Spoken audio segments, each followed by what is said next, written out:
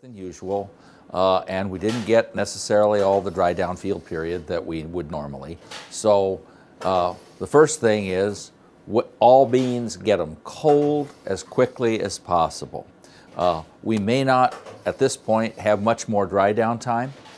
For the few that are in the field and for those that are in a bin, the air conditions may not be that great for dry down, but get them cold. That's the main thing right now. Second, we had, because of the wet weather, there were some instances of field damage, damage being discolored, weathered, moldy, and so forth. Very rare. We don't encounter that. It confused a lot of people, me included, because we didn't have really a lot of experience in testing the grain or management. But it's important that we segregate. If you have those kind of beans with damage in them, say over 3, 4, 5% damage, try to isolate them from the rest of the crop, because the market is struggling to try to even the damage out across the market and not put any more squeeze on our exports than, as we all know, we have already. That would be the next thing, is isolate the beans and try to get a good quality assessment. Try to be sure that those damaged beans are gone by spring. They already got moldy once. There's no secret that it probably will be a little bit more of a problem going forward.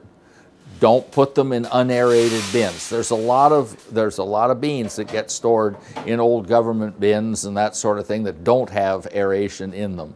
Not really a great choice if there are, especially if there are damage levels.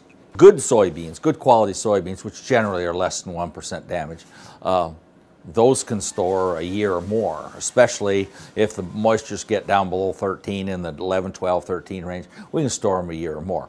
I would not do that if we have damage levels in the soybeans. I would be actively working with whomever you sell to determine what the best time to take those in and cause the least amount of disruption, which probably will be the least amount of discount for you as well. There's no doubt that there will be a discount for damaged beans. If we get them over 2%, that's out of the #1 category, and so chances are there will be, but that's something that kind of gets worked on a one-on-one basis depending on local market conditions. But don't try to sell them, but store them over spring.